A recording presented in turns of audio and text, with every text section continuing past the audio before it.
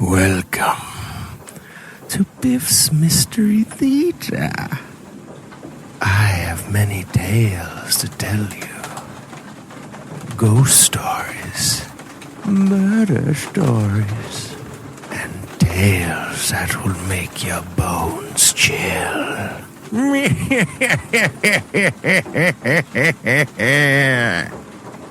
Join me, won't you? For Theater of the Mind, where you always have the best seat in the house.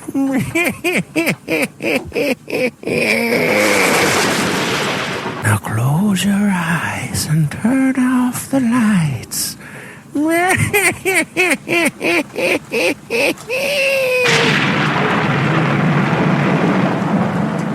knows what evil lurks in the hearts of men?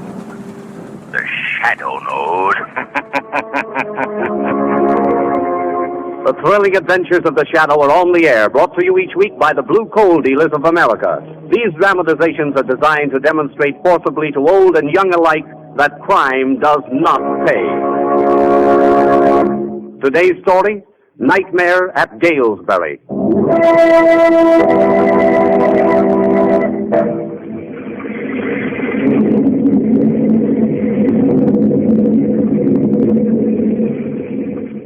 Better close the window, nurse. It's beginning to pour again. Yes, Dr. Blair. Now, sir, why do you wish my death? Can't you understand that we here at the sanatorium are doing everything in our power to restore your health of mind again? I don't wish your death, not at all. That's not the case at all, you know. What is, then? It's difficult to explain. That is, I don't quite... Ah, there. There, we saw the lightning then, huh? Now we know that thunder is coming. There, you see. We didn't wish it, but we knew it must come. Just so do I know that death is coming for you, Dr. Blair. There are more things in heaven and earth than you dream of, Doctor. What's led you to think of my death? I've been told about it. Told? Who's told you? There are more things in heaven and earth than you... Who has told you? A greater intellect than either you or I speaks to me, Dr. Blair. All the many things I know, he tells me. He who no one believes, just as no one believes. Cagliostro again. Yes, the immortal Cagliostro. Count Cagliostro died in the Bastille in the 18th century. He died. He's dead. Can't I appeal to your reason to give up this ridiculous obsession? After all, you were a man of science. Well, I am a man of science, I am. My grasp of science is the greatest in the world, sir. He teaches me. He guides my hands. Yes. Your brain, your puny brain, is too dull, too blurred, too limited to comprehend the vastness of my knowledge. That will do. The interview is over. Such a scientific nonentity as you, Dr. Blair. Well, McPherson, return the patient to his room, nurse. Yes, Doctor. Return to my room, Such a feeble-minded dabbler is not fit to be apprenticed to a man of my stature. Ready, Dr. Blair? Yes, McPherson. Take him away. Come along now, sir. Very well. I'll go. I'm your patient and your prisoner. But believe me, there are more things in heaven and earth than you dream of, Doctor. Well, best I could do. Strange. Strange? What? Oh, he keeps repeating that. More things in heaven and earth than you dream of. And he was one of our foremost scientists once, you know. Experimented with insulin in mental cases long before the rest of us dreamed of the possibility. Successfully? No, his most important experiment failed. An experiment on which he had based all his hopes. I see. Contrary to all his theories, a patient, a young girl, I believe, died after treatment. It was too much for him. His nerves went, and after that, he lost all confidence in himself. It was then, as a kind of compensation, that he developed the idea that the ghost of Cagliostro watches over him. You take quite an interest in this case, don't you? I suppose I do. I've been working desperately hard to cure him. You work too hard, Doctor, much too hard. I don't believe you've had a free moment in weeks. Oh, really, Dr. Blair, you should relax, you know. Well, nurse, Friday night I'm having friends down for the weekend. You've heard me speak of them, I think. Lamont Cranston, Margot Lane. Oh, yes. And I mean to let everything slide and do nothing but enjoy myself until Monday morning. What is it? You notice how the lights are dimming? Yeah, the storm. I hope it doesn't upset the power plant at Gaelsbury. They're going fast. I guess I'd better get some candles. Say, Yes? what was that? What? Didn't you hear anything? No. Well, maybe you're right about my nerves, Perhaps I heard that. There's a shot. Listen, there's some kind of disturbance in the hall. Call McPherson. The lights are gone. I can't find the door. Hurt yourself? No, just stumbled. Find it? Yes, but it won't open. What do you mean? It's locked. Locked? From the outside. Impossible. Let me try it. Here, I don't see how... Oh, it is. McPherson! McPherson! Where are you, McPherson? McPherson! McPherson, can you hear me? Open the door!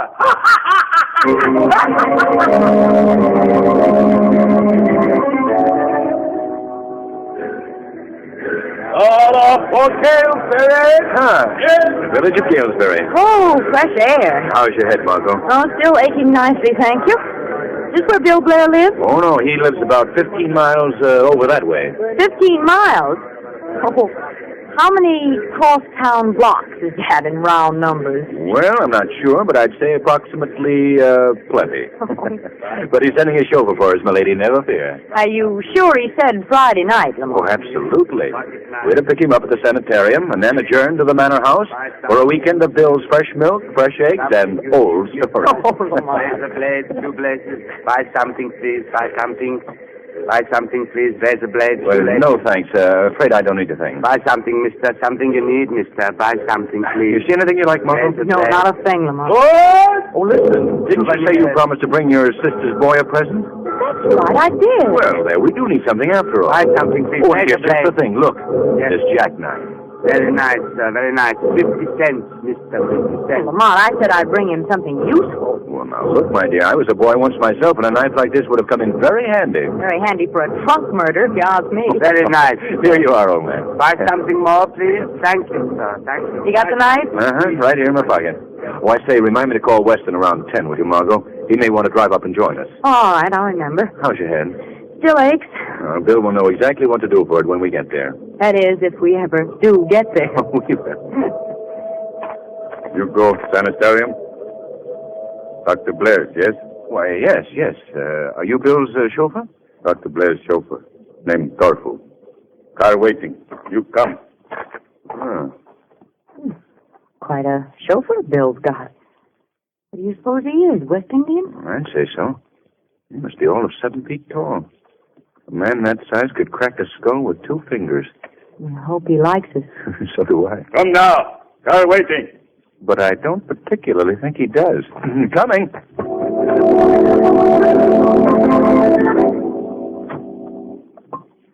Come in, gentlemen. Come in, lady. If you'll just tell the doctor that Mr. Cranston and Miss Lane are here. Careful, tell. Please, you wait here. Thank you. Well, handsome little place Bill has here, isn't it? Yes, it's handsome, but I could easily develop an attack of the creeps just the same. I'll be glad when Bill Blair... What's that? Knocking. Well, the door over there. Somebody in the other room wants to get in. I'll see. Yes? What is it? Will you open the door, please? I'm locked in by mistake. Oh, just a second. Good evening. Do you know me? Know you? No, I don't think I do. Well, that is unfortunate. I must then introduce myself. I am Sigmund Arnold, the world-famous organist of whom you must have heard. Sigmund Arnold? Yes. Why, yes, we've heard of Sigmund Arnold, but you... Careful, there's the patient. Just agree with him. Oh. Why, of course we've heard of you, Mr. Arnold. We're delighted. Dear child, thank you.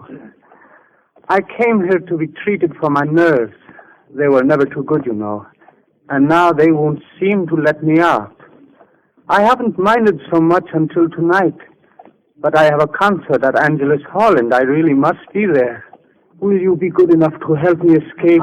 Good evening, Miss Lane, Mr. Cranston. I am Dr. Griswold. I do hope I've not... Oh, see who's here.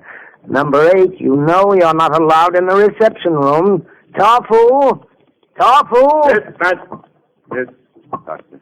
You'd better take number 8 to his room, Tofu. No. And I think it might be wise to lock the door. Yes, doctor. I will not be locked in. I won't be locked in. Strange case, number 8. Most unusual. Oh, I beg your pardon. Won't you sit down? What can I do for you? And we've come to see Dr. Blair. Oh, yes. Dr. Blair was called away on an emergency case. I think he'll be back shortly. Can I offer you something? A drink, perhaps? Oh, thanks. The only thing that could possibly tempt me would be an aspirin. Headache? It's a beast of a one, Doctor. Since early this afternoon. Oh, too bad. Nothing quite so distressing as a headache. But we'll have that fixed up in a very little while. Just come along with me, Miss Lane. Come along? Yes, into my office. Oh, yes, of course. Mr. Cranston will excuse us.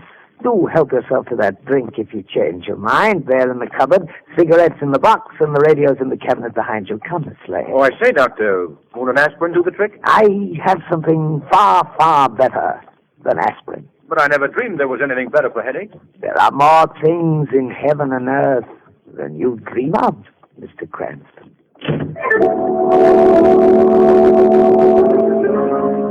Did you ring for me, Mr. Weston? Oh, yes, Sam. I dozed off. Has Lamont Cranston phoned? No, sir, he ain't. I thought maybe I'd missed it. I'm expecting him to... there it is. I'll get it, Sam. I'll get it. Hello? Hello? Oh, hello. Who? Oh, Bill Blair. Hello, Bill. Huh? Bill, I can't hear you. What is it? What's the matter? What? Gatehouse. What gatehouse? What? Tell Lamont what? He's with you, isn't he? Isn't he, Bill? Bill, what in the blazes is going on? Bill!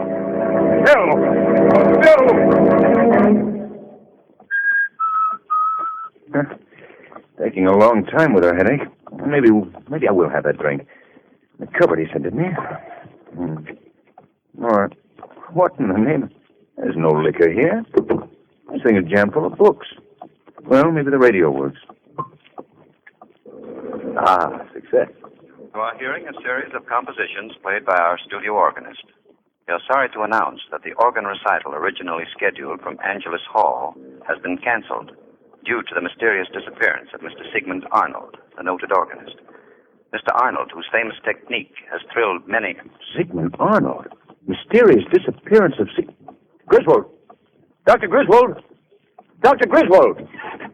Gentlemen. Oh, it's you, Tofu. Look, there's something very strange going on. Gentlemen. Doctor sent me to tell you young lady's headache very bad. Very bad kind of headache. Must make treatment at once. Most important. Take long time. 3-4 hours. Maybe 5. He asked me, ask you. Do you want to wait? If I want to wait? Say, what is this? Where is he? Let me by. Gentlemen, no come in here. Or who hurt him back? You want to see me, Mr. Cranston? Yes, what the devil does he mean? What's the matter with Margot? Incipient dementia precox, I'm afraid, Mr. Cranston. What? A dread malady, but you need not worry. I shall nip it in the bud, as the saying goes, by means of a treatment known only to myself. Where is she? I'm afraid I can't allow you to see her. You can't allow me to see her? Now listen to me, Griswold. We haven't asked for treatment, and I demand that Miss Lane be released immediately. You demand? Just as you say, sir. As a matter of fact, if you really prefer that I don't treat the girl, I shall... Oh! Awful, my pet. Well done. Your master approves. The timely blow, the splendid timely blow. Now, Mr. Cranston, what are your demands? You don't speak. Take him away, Tofu. Lodge him in the gatehouse with my other enemy, where I shall attend to them both in my good time. In my good time, when I have treated Miss Lane's aching head, when I have proved to the world that the great spirit master Cagliostro guides my hand, that there are things in heaven and earth beyond men's dreams.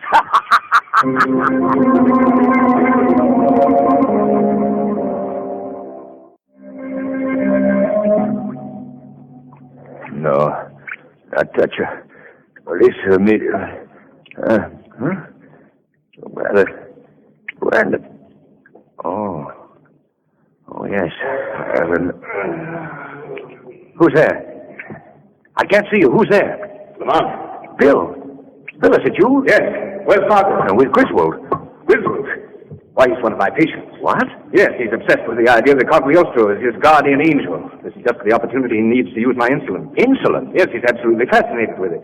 Cause of his downfall. Bill, do you think he'll... I think he'll undoubtedly kill her if we don't stop him. There's no hope of Tofu being... He's another one of them. Griswold's absolute slave. Oh. 3 days ago, they attacked my male nurse, McPherson, and killed him with his own gun. When they broke in the door of my office, I tried to get out through an emergency passageway under the building. But Tofu caught me, took my keys. The next thing I knew, I was regaining consciousness here in the gatehouse with my leg broken. Bill, we've got to get out of here. Yes, try and do it. A few minutes ago, Tofu caught me putting in a call to Weston and ripped the telephone off the wall. Didn't you say something about an underground passageway? Yes, that's out in the grounds. Can't do us much good. Got to get to Margot. Maybe we can work the boat from the inside, Bill. It wouldn't help much if we could. The door opens out on the highway, out into the ground. Oh. Besides, Lamont, you'd have precious little time to work with Tofu coming to the door every few minutes to make sure his birds haven't flown. I tell you, I wouldn't come to grips with him armed with anything less than a revolver. But can't you handle him psychologically? That's quite a job, old man. His one weakness is a wild obsession with cutting instruments. Swords, razors, and all that sort of thing. It's as dangerous as dealing with the worst sort of trunk murderer. Yes, I said. What was that? I said trunk murderer. Trunk murderer? Come in handy for a trunk murder, if you ask me. Now, what are you talking about? Something Margot said earlier this evening when the world still seemed sane. And if they didn't rifle my pockets up... No, here it is. Here what is? Something with which to fascinate Tofu. A real shiny, sharp, long-bladed jackknife. Do you get the idea? Yes, I think I do. I think I do. Say, there's a chance with that, Lamont. The one real chance we've got left. Now, let's see. He'll come back any moment now, and when he does, I'll... Listen. Here he comes. I'll occupy him with the knife while you sneak quietly away. And what about the wall? There's a low place in the wall about 90 feet below the gate. I think with luck you'll be able to get over it while I'm coping with Tofu as best as I can. You know what you are, Doc? What? The salt of the earth. You're here? Yes, Tofu, we're here. Good. No, go away. Come in, Tofu. I've got something to show you. No one to see. Oh, you'll want to see this. Strike a match, Lamont. Here. Look, Tofu. Look. Look how it shines. Sharp, too, like a razor. Oh, knife. Yes, a knife. Here it is. It's yours. No. Come on, touch it, Tofu. No. Well, we thought you'd like it. We thought you liked sharp things. No. No. Why, it's all for you, Tofu. All you have to do is take it. No. No. Give me. Tofu one. That's right. Now, sit here beside me, Tofu, and you can have it. Good luck, Sir Galahad. Get over the wall. Like it, Tofu? Tofu got knife. Shine. Sharp. He got knife.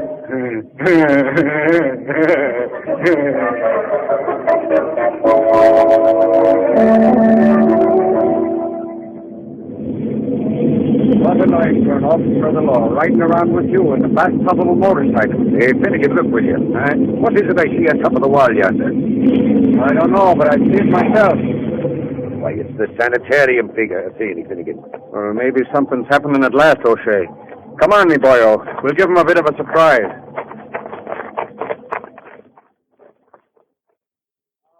What's going on here? Housebreaking? No, listen to me. No time to waste. I'm not a thief. I'm from inside. Oh, then you're not breaking in, you're breaking out. Yes. No. Now, look. The man inside who is presumably the doctor is, as a matter of fact, a madman. Oh, I see. The doctor is a madman. Well, now, isn't that just the way they always talk, okay? Now, please, don't make any mistake. My name is Lamont Cranston, and I'm... Sure, you're a fine gentleman, and we're just going to take you back to the good doctor, where you'll be safe and comfortable. Oh, no, you don't. Type of St. Crochet. No, I tell you, I'm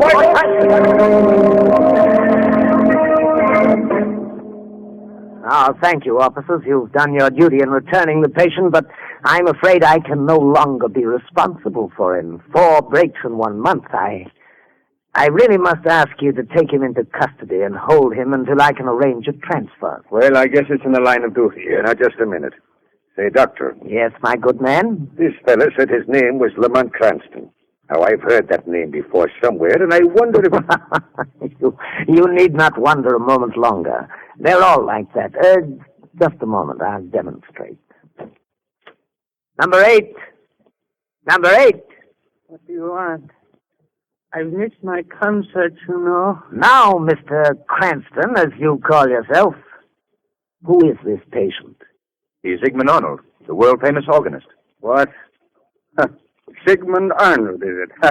Oh, to go, my fine boy. Oh, grab him there, O'Shea. Good evening to you, Doctor. A fine, balmy evening to you. Now, come along, you,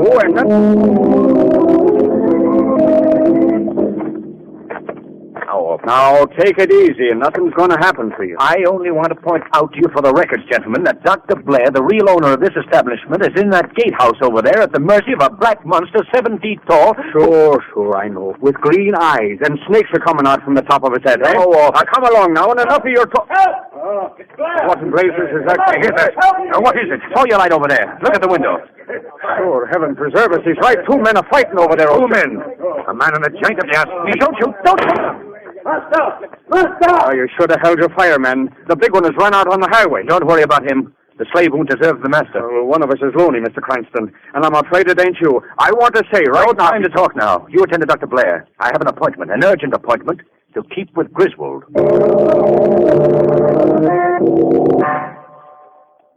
No, please don't. No, don't. The time has come, my bird. No, you can't. Now, with the aid of the master hand that guides me, I shall heal you. No, stop it. Oh, Cagliostro, remain with me. No. What? Who's there? I can see no one. Shadow. Of course you cannot see me. No one has seen me these 300 years and more. I am that master spirit of whom you prattle such vain nonsense. Cagliostro. I have come to tell you the truth, mortal. Cagliostro does not guide your hand. Never has he helped you, and never will he. It's not true. It's not true. No. Who would know better than I? I am that power in which you believe. I am the great spirit whom you thought watched over you. I know you not, mortal. No. Release this girl. You have no skill. You'll only blunder again.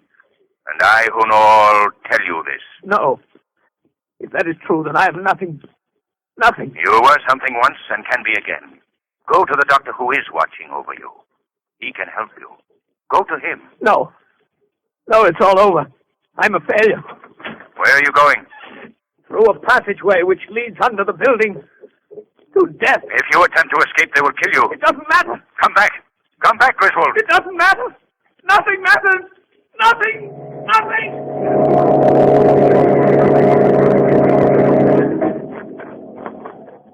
Lamont, where's Margot? Is she all right? Here I am, Bill. Safe and sound, thanks. Oh, good, Margot. Where's Griswold? Look, isn't that someone moving along the wall? Throw your flashlight over there. There's something there, all right. Why, it's Griswold. Griswold, what are you doing? Don't come any closer, Dr. Blair. This last trick is mine. He's got a gun. McPherson's revolver. Yes, gentlemen, McPherson's revolver. He mustn't get away. He's completely out of control. What can we do? What's that? Look, they just broke. It's Torfu. Master, you not leave Torfu. Not leave me, Master. Stand back. I'm going over the wall alone. No, leave me. No. Back, I said. You know, leave me. Stand back, Torfu. I'm armed. You're not. Torfu, I got knife. Put down the knife. Torfu, put down the knife. No, you go. And Torfu go. With you. He's dying. Is there nothing we can do for him? Nothing but pray for both their souls. Pray for both their souls.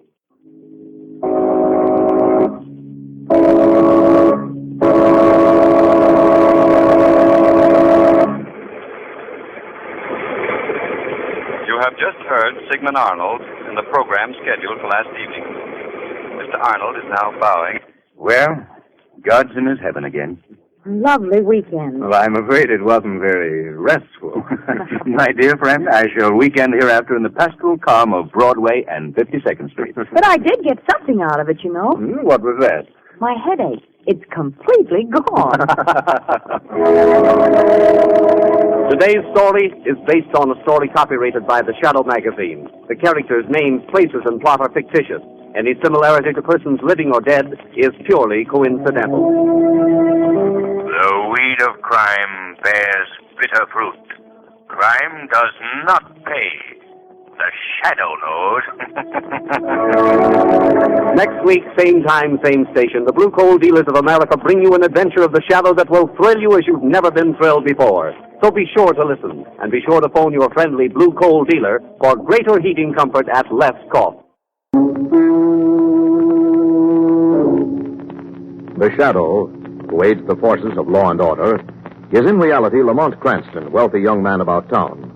Years ago in the Orient, Cranston learned a strange and mysterious secret, the hypnotic power to cloud men's minds so they cannot see him. Cranston's friend and companion, the lovely Margot Lane, is the only person who knows to whom the voice of the invisible shadow belongs. Today's drama, The Bones of the Dragon.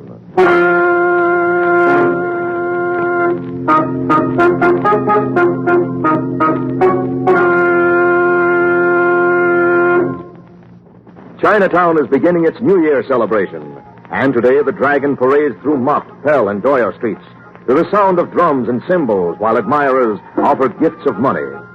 Lamont Cranston's friend, Johnny Lee, has accompanied the dragon to collect these gifts, and now this evening carries a money box that holds a fortune. Lamont and Margot Lane watch his approach from the sidewalk. Well, there's Johnny Lee now, Margot. Hello, Johnny. Hello, Lamont. Here I'm with you. All right. How do you like the dragon, Margot? He's quite a fellow, but how do you work it? They have two dancers inside. They change about with other dancers. The dragon's been parading all day. Oh, hello, Johnny. Hello. Not finished, are you? Just finished, Lamont. The parade goes on to the corner, then breaks up. Good evening, Miss Lane. Hello, Johnny. That box looks heavy. You must have a lot of money in I it. have. Quite a few thousand. Oh, that much? Oh, sure. We call it a gift for the dragon. But it is our community chest. Excuse me, please. I want to put this money away. Then I'll be right back. You have far to go. If you do, we can go with you. Oh, no. That is all right. Just across the street. Back in a minute. All right, Johnny. Then what are we going to do, Lamont? Then we're going to his uncle's for a real Chinese holiday banquet. His uncle? Yes, it's just down the street a bit. His uncle's name is Chung. Very charming old Chinese gentleman. Oh? How long have you known Johnny Lee? Oh, several years now. He helped me on a case once when I was... Lamont. What? Look across the street. Johnny opened the door to those offices and then jumped back as if he were frightened. Wait. Someone's come out. That's funny. Who is that? It's a Buhao Doi. Wonder what he's got to do with Lee. What on earth's a Buhao Doi? Hatchet Man, one of the Tong's hired killers. He looks like a killer. Right, Margot. Lee does look frightened. Come on, let's cross over. He's got a lot of money there. This may mean trouble. Now they've gone in. Wait a second. Didn't you hear something? Hear what? I'm not sure, but it may have been a scream right after they closed that door. I thought... Margot, that was a scream. Come on, hurry. Okay, careful now. Here's the door. Close that door quickly. Not... Johnny's been stabbed. No. No, Lamont, it isn't Johnny. No, it's the Hatchet Man. Buhao Doi. Is he dead? It's quiet.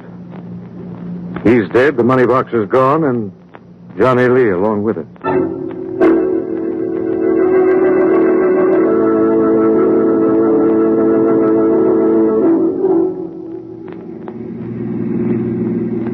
Lamont, who did you talk with at headquarters? Commissioner Weston. Oh, what does he think? That Johnny Lee killed that Hatchet Man and stole the money? Yes. What do you think, Lamont? I don't know what to think, Margot. I've known Johnny Lee a long time. It's hard for me to believe that he's a thief and a killer. Well, I've been mistaken about people before, and I may have been this time. What are you going to do? Try to find out the truth. I hope we can clear it. I mean, where are you going now? Oh, we're already there, Margot. Hmm? We're going to this herb shop. Notice it's right next door to those offices where the Hatchet Man was killed. Yes, I did, just this moment. It's run by a Chinese named Sin Fu. He told the police a pretty fishy story. Go ahead, Margot. Thanks. Hello? Yes? Well, hello, Alfie. God blimey, what? It's Mr. Cranston. What are you doing here? Well, I work here, Mr. Cranston. Thought you were in jail. I got out 2 months ago. I'm on parole. Better behave yourself, then. Margot, I want you to meet Mr. Alfie Nemo. If you ever need a pocket picked or someone stabbed in the back, he's your man. Yeah, I'll remember that. Where's Sin Fu, Alfie? You want? Sinful, Mr. Cranston. Oh, hello, Sin Fu. Alfie, you'll have to excuse us. That's all right. I got some cleaning up to do. And I've never been in a Chinese herb shop before, Lamont, and I'd like to look around. Go right ahead. Well, Sin Fu, I just dropped in to find out why you lied to the police. I lied to police? Not so. One of our ancestors turned over in graves. Is that so? Come over here a moment, Sin Fu. Yes? Now, look out this window. Notice that window next door? That's the way the murderer escaped. Most astonishing, Mr. Cranston. You were here in your shop when that hatchet man was killed, Sin Fu. The police asked you if you noticed anything. You told them no. The wise man's answer. You must have heard the hatchet man's screams. It's hard to believe you wouldn't have glanced out this window to see what caused them. Sin Fu did. And why did you tell the police you didn't? It's better avoid trouble. That's the way to get in trouble. What did you see when you looked out this window, Sin Fu? Sin Fu see Johnny Lee escape. And stood there. There's a very narrow passage. Yes, I know that passage. I also know he couldn't have escaped down it without either a ladder or an accomplice. He have accomplice. Me see him. He was... Yes? Excuse one moment, Mr. Cranston. Alfred! What's the matter, Mr. Sin Fu? What you do with this door? Why, I was going to clean up in the back. You hear Sin Fu say not to go in there? You told me never to go in there? Why, no, sir. We just... Oh! Why, you slapped me. Improve memory. I tell you never go in there. It's not so. Yes, sir. I guess you did. What's the trouble here, Sin Fu? Nothing, Mr. Cranston. When the servants take training. Yes, quite a problem, I hear. You were saying... Oh, yes. We speak of Lee's accomplice. Yes. Are you not careful this, Mr. Cranston? Let me understand you know and like him. He, Johnny Lee's uncle. Chung. Chung, the accomplice? I don't believe it. So, self, Mr. Cranston? I'm going to his place and find out if you're telling the truth. You think he tell you? I don't know. There are ways of checking, Sin Fu.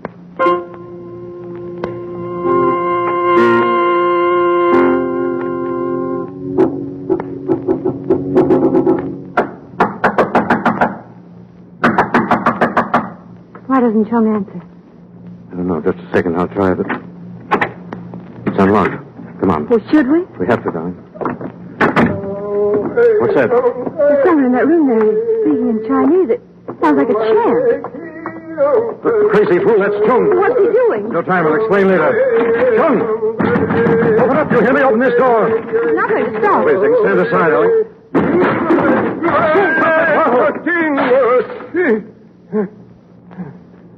You should not have done that, Mr. Cranston. That was poison. Yes, was poison. You meant to drink it. Nephew, Johnny Lee, committed terrible crime, Mr. Cranston. My family lost much faith that the Chung should die. It'd be a great deal more to the point if you'd stay alive to answer some questions, Chung. I've just come from the herb shop of Sin Fu, and Sin Fu says... Sin Fu? Yes. Excuse, please, Mr. Cranston. Wait a minute. Where are you going? To a room. There's something I forgot. Be back one moment. See that you are. What do you think, Lamont? Is Chung really going to take that poison because he lost faith? Or because he feared exposure? It's hard to tell. Why should he have feared exposure unless he knew what Sin Fu was going to tell us? Wait a second. What's the matter? This isn't the door to Chung's room. Huh? Look over there. There's the back door, and it's open. He didn't go to his room. He escaped. Of course. He cleared out just as soon as he could when he heard Sin Fu's name. But why? Maybe because he knew what Sin Fu told us. And if he knew... What, Lamont? We'll try to make sure that Sin Fu doesn't repeat it to the police, Margot.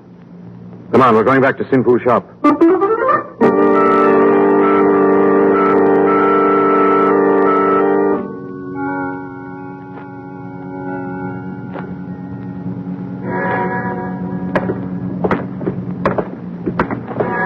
Lamont, I wonder why Sinful wouldn't come to the front door. I don't know. There was a light on for a moment, I'm almost sure. As long as he wouldn't, we'll have to force this rear door. Oh, is it that important? Could be. Besides, it was obvious that Sinful didn't scold Alfred because he didn't want him entering the rear of the shop. It's because he didn't want us to see in there. Hurry up, step inside.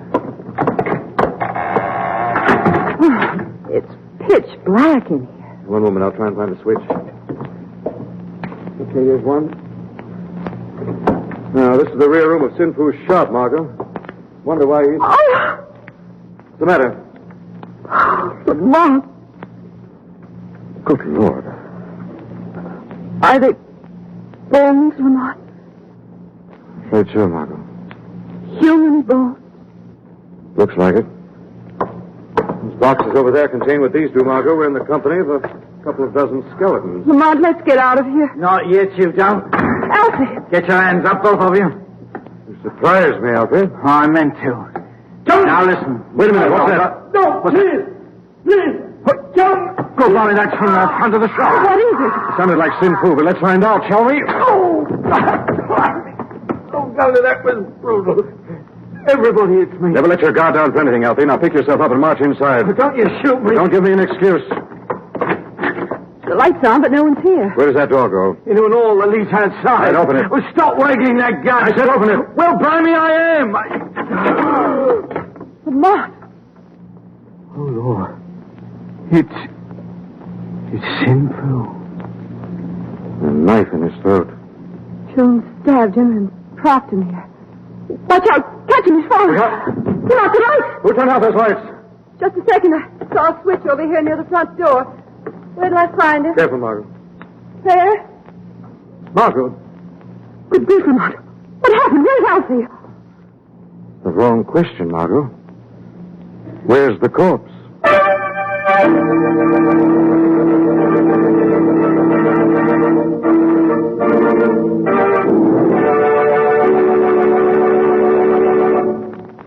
We'll return to the shadow in just a moment.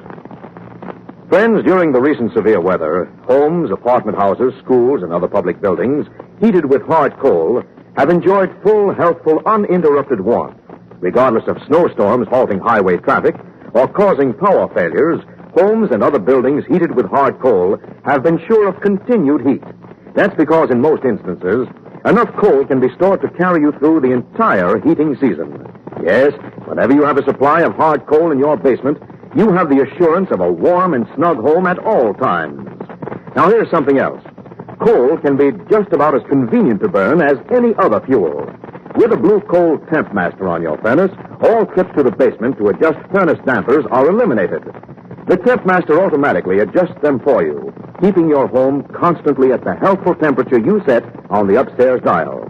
You'll be glad you heat with dependable hard coal when you discover how little attention your furnace requires with a Temp Master automatic heat regulator. The Blue Coal Temp Master can be installed on any furnace without interrupting the heat in your home. And a Temp Master will save you a lot of coal. Call the nearest Blue Coal dealer tomorrow and ask him to demonstrate the Temp Master in your home. Now, back to the shadow.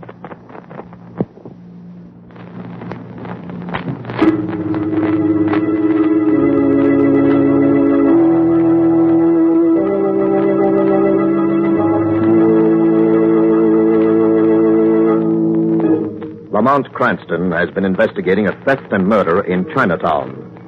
His investigation twice led him to Sin Fu's herb shop, where, on his second visit, he encountered first the little ex-convict, Alfie Nemo, then Sin Fu's body. Immediately afterwards, however, both corpse and Alfie disappeared. And now, a few minutes later, in the alley back of the shop. Well, Alfie and Sin Fu's body have completely vanished, Margot. Let's go back in the shop. Lamont, how did they get out? Simply went down the hall and out the other door. I don't see how Alfie managed it. Just the body, I mean. He didn't. He isn't strong enough to have carried the body. I'd like to know who did manage it. I'd like to know the explanation for all these bones back here. Could all these persons have been murdered? It's hard to tell what to think. Here's something odd, Margot. What's that? This skull on the workbench here. You notice these steel boxes? Each seems to hold a complete skeleton. This skull seems almost to be an extra skull. What could that be? I wonder. Margot, we've got to get this to police headquarters and see if they can identify it. But how? Check the dental work with Johnny Lee's dentist. Lamont, you think this might be Johnny Lee's skull? I'm afraid so, Margot. What are you going to do in the meantime? I'm going back and call on the Honorable Uncle Chung again, Margot. This time as the Shadow.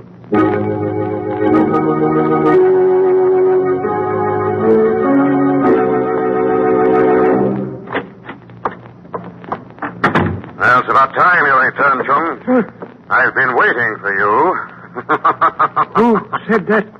Where are you? You cannot see me, Chung. I am the Shadow. What? I'll ask the questions, not you, Chung. A strong box has been stolen and a hatchet man killed. They said your nephew, Johnny Lee, committed the crime and that you helped him. That's not true, Shadow. Where were you at the time it happened? Right here. Can you prove that? No, but... Why did you run away from Lamont Cranston? Where did you go? What did you do? Cannot tell anyone. You can tell the Shadow, Chung. Chung, not lawbreaker, but there was Tong brother in trouble. I promised help him leave country secretly. Who was that Tong brother? Cannot tell you. Talk, Chung. If you don't, you'll find yourself facing a murder charge. What? Where did you take this man? Where is he now? He at the waterfront inn shed near Pier 32. Waiting to be picked up and taken to a ship? Yes. What's his name? You asked Chung betray him? I'm ordering you to give me the evidence that may save your life. Talk, Chung, talk. His name, Sin Fu. What? Chung say Sin Fu. You take the Shadow for a fool, Chung?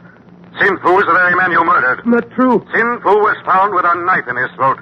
A knife you put there, Chung. Chung not kill Sin Fu. Did not... You had your chance at an alibi, Chung, but you've refused it. Shadow... Sin Fu is dead. And dead men give no alibis. Wait, Shadow, come back. No, understand, Alfie. Hello, Mr. Chung. What do you want, Alfie? Your company, Chung. There was some money stolen tonight, and you're going to show me where it is.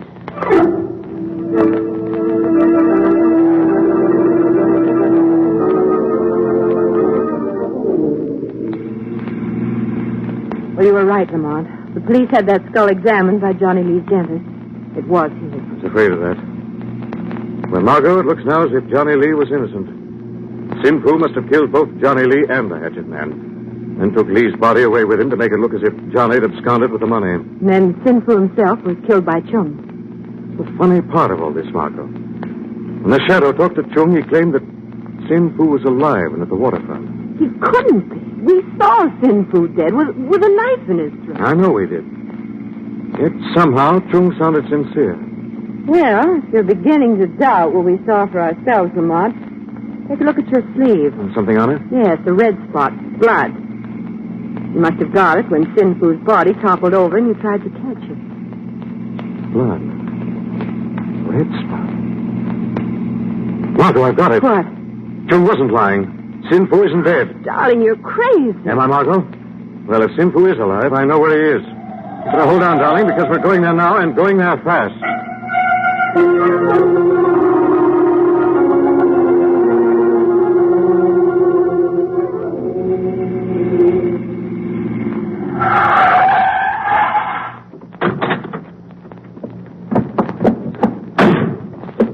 Come on, Margot. You sure this is the place? Has to be. It's the only shed anywhere near Pier 32. Have you got the flashlight? Yes, right here. Okay. Here we are. Get behind me, Mark. Right. All right, the game's up, Sin Fu. Oh, Sin Fu doesn't look very much alive to me, Lamont. Bring that flashlight a little closer. See something? Take a look, Margot. It was right after all. But he is dead. But look how he died. From a bullet through the heart. But he was stabbed through the throat. No. Sin Fu faked that. I knew he had when you pointed out this spot on my sleeve and mentioned that it was still red. blood would have turned black. What? Oh, of course it would have. But then, why did he fake it? Because he was skipping the country with the money. If we'd reported Sin Fu dead, no one would have suspected what really became of him. I see. But who killed him? The man who took his keys. What? Look there. See that belt loop? Mm-hmm. It's torn. That was where Sin Fu carried his keys. The murderer ripped them away. What does that tell us? It tells us that Sin Fu must have the money locked up somewhere. Margot, if we mean to catch Sin Fu's killer, we'd better find that money box before he does. Come on, let's start looking.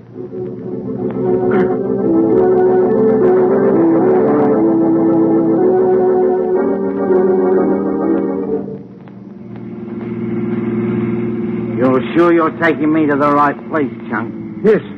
This Pier 32, where Sin Fu left drunk before getting boat. All right, then get out. But watch yourself. Let me see. Oh, yes. Here it is. Sin Fu's trunk hidden back of pallet. Now, open it up. But remember, one funny move and I'll put a bullet where it'll do you the most harm. And me the most good.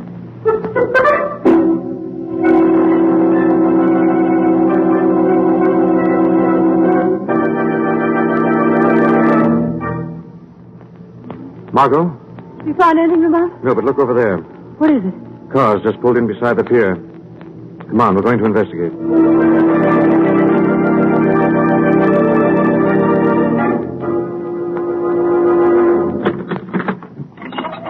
Blimey, the money's got to be in that trunk, Chunk. Yes. Yes, it's here. You see it? Yes. Still in box. Has not even been opened. Sin Fu never even had time. Just set it down, Chunk. Then walk up a couple of steps. What you going to do? What do you suppose? You going to kill Chunk? You think I'm going to leave you alive to tell about this? Back up. To the edge of the pier. Go on. Walk. Before you shoot, how you know money be here? What do you care? Where you're going, it won't matter whether you know or not. But... Keep going. Right to the edge. Then stop. Further. Further. That's it. Now. Listen, my friend, now, please. I'll just put a couple of holes in you so you'll sink faster. No, please. Get ready for your last swim, Chunk. Who's holding my arm? Let go. It is Shadow again. I'll kill him. Where is he? Where is he? You cannot kill what you can't see, Elfie. Now I'll take that gun. Let me go. Let me go. There. Now then, pick it up, Chung. I have it, Shadow. Hey, you ain't got nothing on me. You killed Sin Fu, Elfie. That gun is going to prove it. You're crazy. I don't even know where Sin Fu is. You're lying, Elfie. You know where Sin Fu is because you and he both escaped from his herb shop at the same time. Immediately after he faked his death and the lights went out. Why, what's that prove against me? You saw Sin Fu get into Chung's car. You followed. Saw Chung drive Sin Fu to that shed over there. When Chung left, you killed Sin Fu and took his keys. You came back to find the money with Chung's help. Try and prove it. The law will prove by that gun that you killed Sin Fu. Gun? And I think that Chung will testify you had the keys to this trunk when you came back. Blast you, let me go, Shadow. Take your hands off me. I shall, Alfie. I shall take my hands off you very soon and deliver you into those of the law.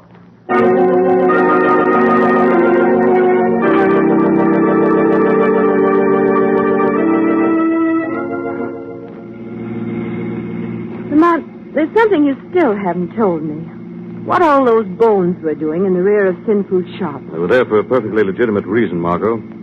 Just the same, they gave Sin Fu the idea for his crime. What do you mean? Well, in addition to being a shop owner, Sin Fu was also a bone polisher. A bone polisher? What on earth's that? Well, often Chinese who are buried in this country are exhumed and sent back to China for reburial. In that case, their bones are polished and put in little steel caskets like those we saw in the rear of Sin Fu's shop. Well, then when Sin Fu killed Johnny Lee, He thought he'd never be questioned about the bones because he was a bone polisher by trade. Exactly. Well, there's one more thing, Lamont. If Chung wasn't in on any of this, why was he helping Sin Fu to leave the country? Because he never realized that Sin Fu had anything to do with the robbery or the murders. Remember, Sin Fu made all the arrangements before he committed his crime. Chung saw no connection. Sin Fu was clever. Clever? Well, maybe, Margot. But just the same, to recoin an old saying, wages of Sin Fu were death.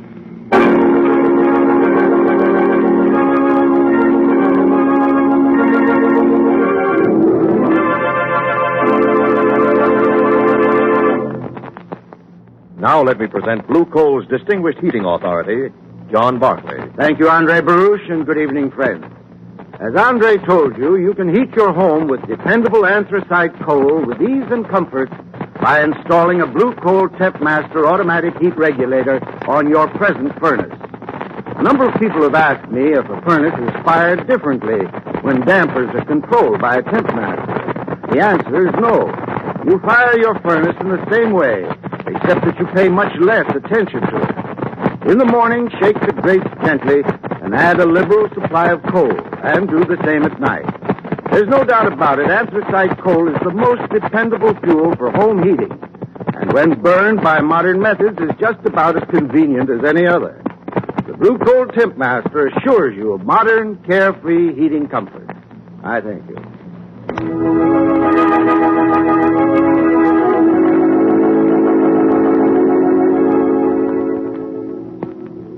This story is copyrighted by Street and Smith Publications, Incorporated.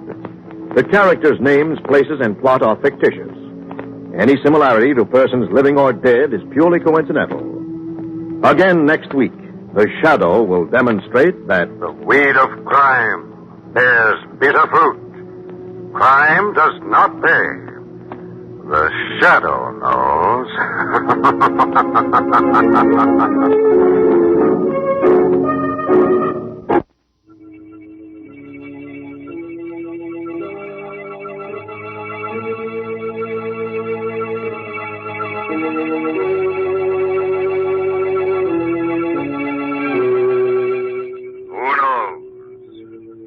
What evil lurks in the hearts of men? The Shadow knows.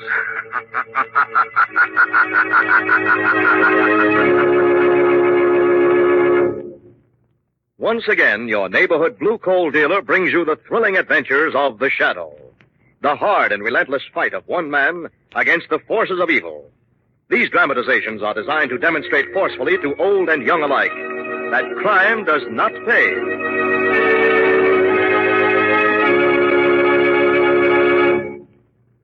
One of the lessons learned this past winter is that there is no real substitute for hard coal, America's finest, most reliable home heating fuel. Householders using coal have enjoyed steady, healthful warmth all winter long for two big reasons. First, there has been sufficient anthracite available. Second, the men who deliver this fuel, the Blue Coal dealers in particular, have done a wonderful job under the most difficult conditions, and with real cooperation from you, their customers. But the winter isn't quite over. Your Blue Coal dealer needs and appreciates your continued cooperation. So, give him several days' notice when you need more coal, and take his advice about the best size of coal to use at this time of the year.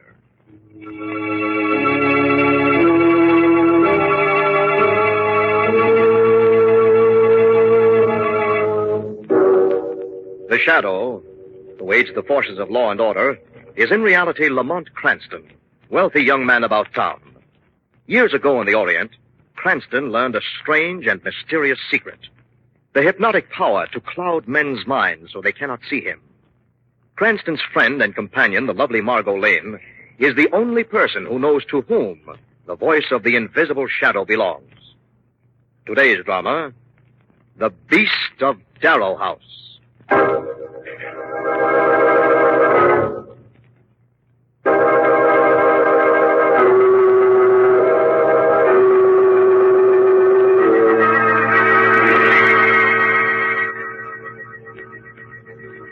It began on a night of sweeping rain and shattering thunder 30 years ago. That night, Death was coming for old Thaddeus Darrow. And that eccentric gentleman sat waiting for it by candlelight. His hands clutched a heavy black-thorned cane. And at his feet lay the only creature he had ever trusted, Rufus, a savage and massive elk hound.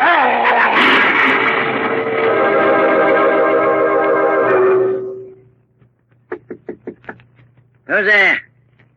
Who's knocking? It's Smithers, sir. Come in. Quiet, Rufus. Quiet, old boy. Only the blithering imbecile who lights our fires and cooks our food. There now. Close the door. I come to say the doctor is gone now, sir. I drove into the train. What did he say about me, Smithers? He mentioned something about as to how you might be wanting a lawyer. Lawyer? To make a will, sir. He says you've not got any and you'd sure not want to go without making one. Ah, he said that, did he? Did he now? And he's wrong. He says... Who cares what he says? But I say that counts.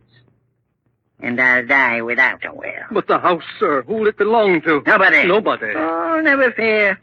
You'll be allowed to spend the rest of your so-called life in the servants' quarters outside. Yet I've given orders about the house itself. To be boarded up and left empty. To rot here on the hillside. Mr. Darrow! It'll be well guarded, this house. Well guarded. I'm leaving Rufus in charge. You'll stand watch while this house rots away. Won't you, old boy? Until it's only a creaking skeleton across the face of the moon. And all who dare set foot on these premises will find death. Sudden death. In the jaws of the beast of Darrow House. Mr. Darrow! Mr. Darrow!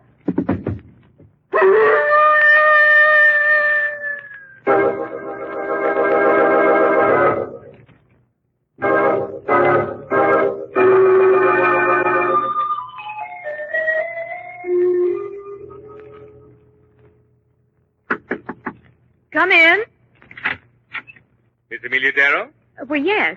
You're Dr. Travick, aren't you? Dr. Lyle Travick? Yes. You sent for me, I believe. I did, Doctor.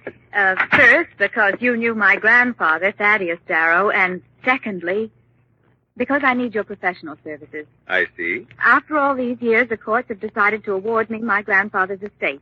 I've just come into possession of Darrow House. My congratulations. I wonder if I'm really to be congratulated. Why ever not? You haven't heard of the beast of Darrow House? The beast of... Oh, yes, of course. I trust you're not letting that old nonsense distress you. You think it is nonsense? A mad beast old Thaddeus left to guard his house 30 years ago? A ridiculous fairy tale probably perpetuated by the feeble mind of that old servant Smithers? You know, I'm amazed, Dr. Travick. I thought that you... a doctor of psychology, a psychic investigator? Though I make my living, Miss Amelia, investigating haunted houses and other such unpleasant localities, I must confess that I'm a firm disbeliever in the supernatural. So am I, really, but I don't believe in taking chances. I'd like to know there's no danger at Darrow House before I take occupancy. And I'd be glad to investigate for you, Miss Darrow, if the fee were satisfactory. We'll have no trouble about the fee. But I would like a report as soon as possible. If it's perfectly safe, I'd move in at once. Very well. Let's see, I can leave for Darrow House tonight with my secretary, Miss Ogilvy. We will spend 48 hours in the place, and at the end of that time, I'll phone you to say that the beast of Darrow House has no basis in reality. And if it does? If it does, Miss Amelia, I may not be able to phone you at all.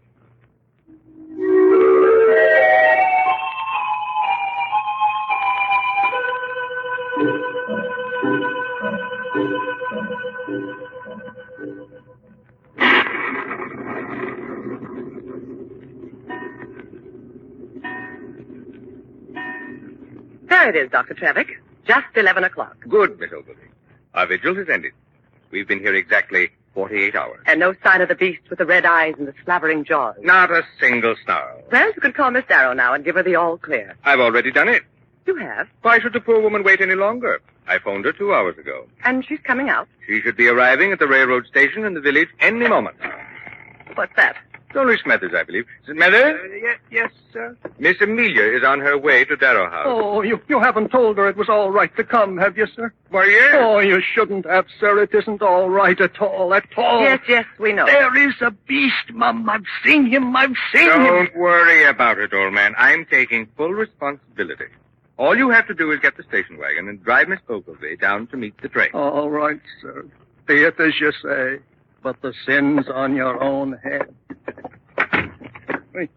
You got to believe me, Mum. The beast is real. He's real, Mum. Don't be a fool, Smithers.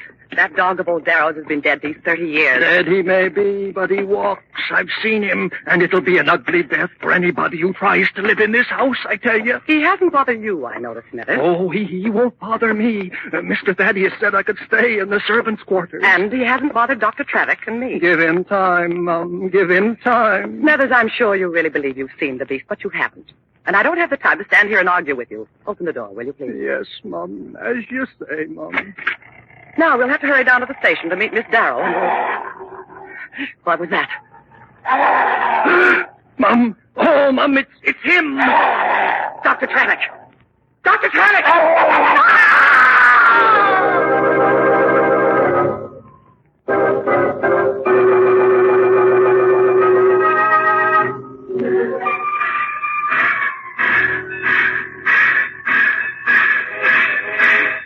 Well, here we are, darling. All set, bag and baggage for a restful weekend.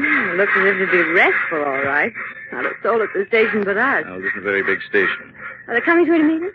Well, Bill said if he or Jane couldn't get away, they'd leave the station wagon down here for us. We could drive up. There's no one out here on the platform. Oh, there it is. It's the only car in the parking lot. You wait here with the luggage, Margot. I'll bring the car around. Hurry, darling, I'm freezing. I beg your pardon. Oh, I couldn't help overhearing what you said about a station wagon. Station wagon? I was waiting inside. I came up on an earlier train. There was supposed to be someone here from Darrow House to meet me. I'm Amelia Darrow. Oh, I'm Margot Lane. How do you do? How do you do? I was wondering if you could give me a lift. Darrow House is only a few miles up the road. We'd be glad to. I hope I'm not imposing. No, not at all. Better get your luggage, Miss Darrow. Mr. Cranston's bringing the car around now.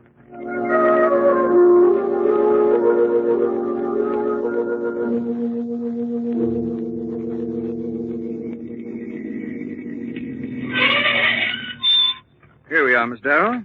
I don't know how to thank you, Mr. Cranston. Please don't bother. Wasn't out of our way at all. I don't hear anything. Yes, I do. Sounds like a man sobbing. It's coming right from behind this tree. Who's there? Answer me. It's only me. What? Smithers? Oh, Miss Amelia. What's wrong? Miss Ogilvy. Dr. Travick's secretary. Yes? She's lying on the floor in the entrance hall. Dead. What, dead? The beast. It was the beast. Where are you going, Lamont? Inside, have a look. Now, we'll see what this is all. Where is she? I don't see anything in here. Well, neither do I. It's just possible that Smithers was seeing things. He often does. Well, there's nobody in the entrance hall. Smithers. I'm out here, sir. Well, come inside, please. No, sir, I ain't ever coming in again. Come in here, I say, or I'll come out and get you. Oh, please, sir. I've seen enough trouble in this house. But where's she gone? Where's Miss Ogilvy? That's what I want to ask you. But she was right here. She tried to run inside, and he followed her and killed her. Who did? The beast. The beast? What beast? Oh, Dr. Travick. Oh, Miss Amelia. What's going on here? Who are these people? This is Mr. Cranston and Miss Lane. They drove me over from the station. Smithers says Miss Ogilvy's been murdered. Nonsense. Oh, it's not. It's not. Somebody's got to believe me before it's too late. If Miss Ogilvy wasn't murdered, where is she? That I can't say, but I'm sure she'll turn up soon, alive and well. Just how can you be so sure she isn't dead? Because, Mr. Cranston, I'm not idiotic enough to believe in a ghostly dog, dead a quarter of a century, who wanders this house killing all trespassers. You look like a sensible man, and I scarcely believe that you would credit such ridiculous superstition. Would you? Well, frankly, no. I thought not. You sent me here to investigate this place, Miss Amelia. I have done so. And I can now officially state that there is absolutely no truth in the legend of the beast of Darrow House. Well, that sets my mind at ease. If you'll all excuse me now, I want to start getting settled. Certainly. You're using the apartment in the north wing, Miss Amelia? Yes, I like the view over the hills. Thanks again, Miss Lane. Mr. Cranston? Not at It was all. nothing, Miss Darrow. Well, I suppose we'll be running along now. Good night, then. And good luck. Good night, Doctor. Strange, wasn't it? Unusual, to say the least. That old servant is obviously still minded, talking about a thief. What was that? There it is again. Listen. Do you hear that? Afraid I do. Sounded like an animal howling. A rather big animal. Something one might easily call a beast. Listen, Margaret. You go inside, ask to use the phone. Say we have a flat, anything. What are you going to do? I'm going to find the servants' quarters. I think old Smithers knows more than he's told. And you think he'll tell it to you? Not to me. To the shadow.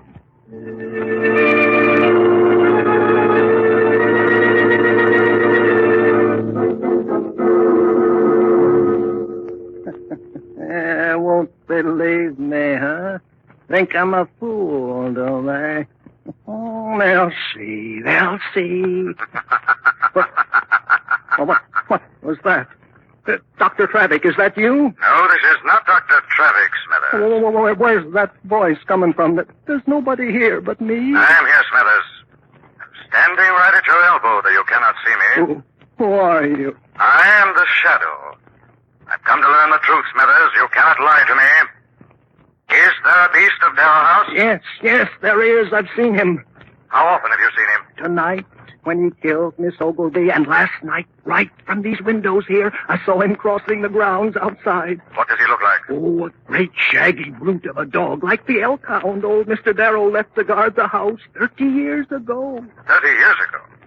No dog lives for 30 years, Smithers. This dog did. He'll never die. He'll go on prowling and killing as long as there's anyone in the Darrow house. He's a phantom beast, a snarling, vicious devil that will... What's that? The house phone's ringing, sir. Somebody wants me. Answer quickly. Hello. Smothers? Yes, Mum. This is Miss Amelia. I'm calling from the north wing. Yes, Mum. I closed the door behind me, and now I can't open it. Seems to be locked from the outside. I want you to come right up and... Yes? What is it, Mum? I don't know. There seems to be something scratching outside the window. Scratching, did you say? Yes. You'd better hurry up. Get out of that room, Miss Amelia. Get out while you can. I can't. The door, I tell you. Oh. Miss Amelia! No, please. Miss Amelia! Miss Amelia! Miss Amelia!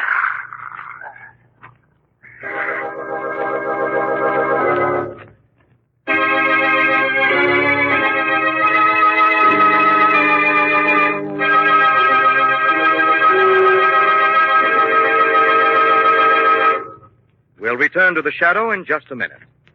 Among the many, many letters received since the introduction of the Blue Coal Tempmaster thermostat is one which I have here from Charles E. Hederick of Buffalo, New York. Mr. Hederick says, I am writing this letter to tell you how pleased I am with my new Blue Coal Tempmaster. I'm sure that a coal furnace regulated by a Tempmaster gives my home the best possible heat. My supply of blue coal in the cellar assures me of uninterrupted warmth all winter, and my Blue Coal Tempmaster helps to burn that fine coal the easy way. Yes, there's no doubt about it. Blue coal plus a Tempmaster automatic heat regulator is just about the finest way to heat your home. The Tempmaster eliminates running up and down stairs to adjust dampers. The thermostat in the living room controls them automatically. A Tempmaster is not expensive and is very easily installed without interrupting the heat in your home. You'll be so enthusiastic about your Tempmaster that you'll probably write to your dealer and say, as Mr. Hederick did, thanks, Blue Coal, for an especially comfortable home this winter. Thank you for writing, Mr. Hederick. Friends, get in touch with your Blue Coal dealer about a new Tempmaster thermostat tomorrow. Now, back to the shadow.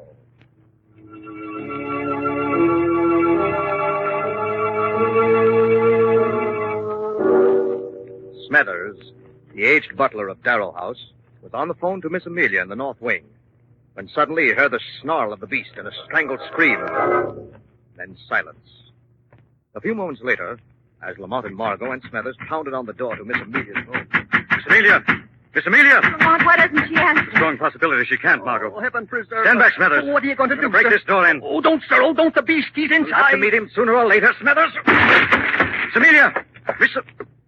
Why, there's nobody in this room at all. She was here. She said she was right here in the north wing. What's all the excitement? Miss Amelia's been attacked, Traffic. Attacked? Yes. Where is she? Well, we don't know, but it happened in this room. Are you sure? Oh, yes, sir. I talked to her on the house phone. Oh, you talked to her, eh, Smithers? Yes, sir. I'm afraid your imagination is playing tricks on us again. Not this time, Traffic. What do you mean? Miss Amelia phoned Smithers from this room. Oh? Yes. How do you know? Where were you there, Cranston? Well, I wasn't there, but I can tell you this much. What? The time has come to call the police. Just a There's moment. no time to waste. I'm a reasonable man, Mr. Cranston. I asked you to meet me halfway.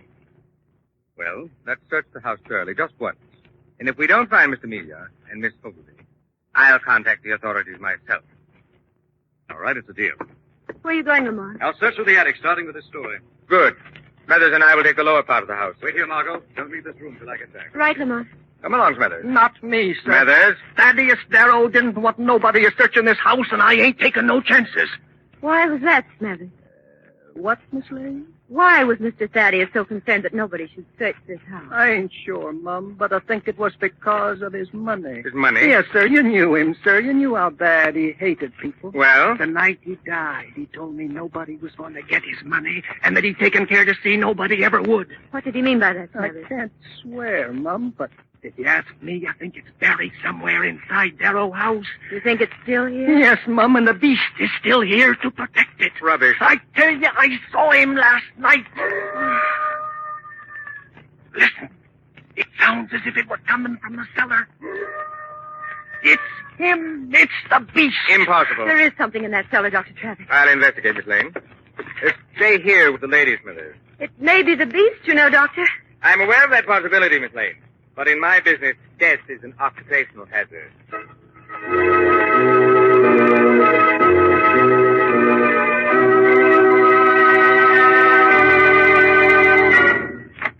Margot? Yes, Lamont. You all right? Yes, I'm all right. Did you find Miss Amelia and Miss Ogilvy? No sign of them everywhere. I've been all over the house. Oh, sir, you ought to call the police like you said. I've already tried, Smithers. Well? There's no answer. I'm afraid the phone lines have been cut. Cut? Yes, darling. Smithers, Yes, sir. have an errand for you. Yes, My sir. car's outside in the drive. Take it and get over to the village. You want me to get the police? Yes, and don't waste any precious time doing it. Oh, I won't, sir. Smithers! Who's that? Dr. Trevik, where are you going? To the village, sir, to get the police. That isn't necessary. Why don't you phone them? The phone, sir? Oh, no, I can't. The lines have been cut. Nonsense. The phone in the den is working. The den? Yes. Right inside, Smithers. Oh, no, sir. I wouldn't dare go in there. Don't be a fool. Oh, Dr. Travick, Mr. Thaddeus died in that room, sir. I haven't been in it in 30 years. Not for $1 million would I go in there alone. Would you be afraid if I went in with you? Well, no, I guess I wouldn't, sir. Excellent. After you, Smithers. Yes, sir. Dr. Travick! Dr. Travick! Why did you lock the door? Dr. Travick! Dr. Travick!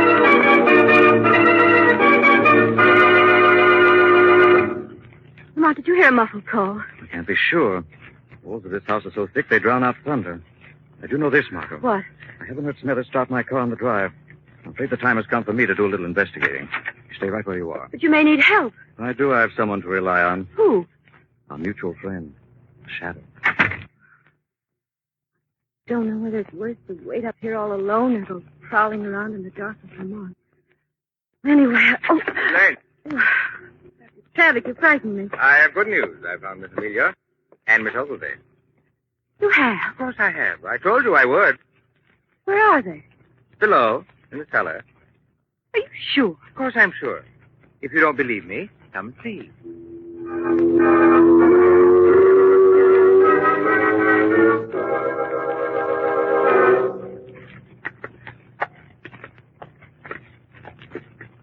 Here we are, Miss Lane.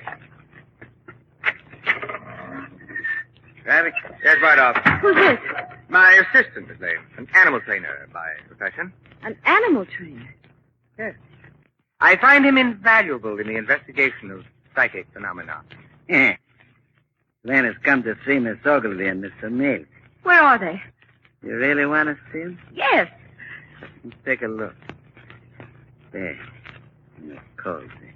In the coal pit. I told you I'd found them, Miss Lane. Let me out of here. Let me out. What's that? That, Miss Lane, is the beast of Jarrow House, or a reasonable facsimile. There he stands in his cage. Timberwolf, wired for me by Bardolph to play the part of the spectral hound of old Thaddeus Darrow. Lamont! Lamont! Stop it, Bardolph. There you. Let me go. Let me go. Grab her, Bardolph, grab her. Now there. Tie her to that post. There we are. Very well. Proceed. I let him off at the chain? Yes. One moment. Yeah? Will our lives be safe if you let him loose? Oh, sure. He's been trained to the sound of my voice. All I have to do is speak to him, and he's gentle as a lamb trap. All right. Quick, get it over with. You've been very curious about the beast, Miss Lane. You should be grateful for this opportunity to meet him in person. Very well, Bardolph. Unclip the chain. All right. There. I don't get this at all. He's just sitting in the door without moving. Oh, what's the matter? I don't know. The hair on his back is standing up straight. Like he was scared to death or something. Something in this room. What? There's no one here but us. What are you laughing at, Bardolph? Me? I'm not laughing. I thought you was. No, Bardolph. No, Traffic, you are both wrong. It is I. The Shadow. Shadow? But I can't see nobody. Your beast is aware of my presence, however. I'm afraid he's too terrified to do your dirty work for you. The game appears to be over, Bardolph. It wasn't my game. Traffic here dragged me into this. Quite true, Bardolph. It was Traffic who knew that the old man had buried his money in his house. And it was Traffic who has been digging systematically for it for years. How do you know this? When Amelia Darrow was awarded this house, Traffic, you plotted with Bardolph to create a real beast of Terror House to keep her away from your treasure hunting. Yeah, you're right, Shadow. If you let me go, I'll stand up in court and say you're right. I can't let you go, Bardolph. You can make things easier for yourself. Ah. By cutting Miss Lane's bonds and freeing her at once. Yes, sir. Just as you say, sir. And when she's a free, Shadow, then can I go free? I'm afraid not, under the circumstances. Otherwise, is it going to be different, huh?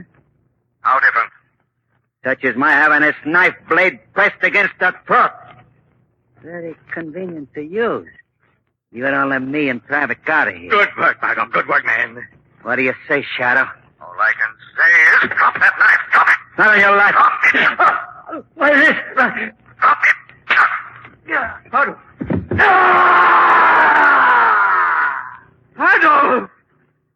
Afraid you'll have to find a new assistant, Traffic. He's fallen on the very knife he was using to bring me to terms. Bardolph. All right, Margot. First we take this gag out. Oh. Thank heavens you've come. Now the bonds. There we are. Bardolph, let's get out of here. Let's get out. Please, Shadow. Here we are. Shadow. What's the matter? The door is jammed. The door is jammed. Will you let me out, please? Will you let me out, please? Will you? No. Help me. Help! Speak to me. Speak to the dog. Speak to him. Bardolph. Bardolph, speak to him. Speak to him!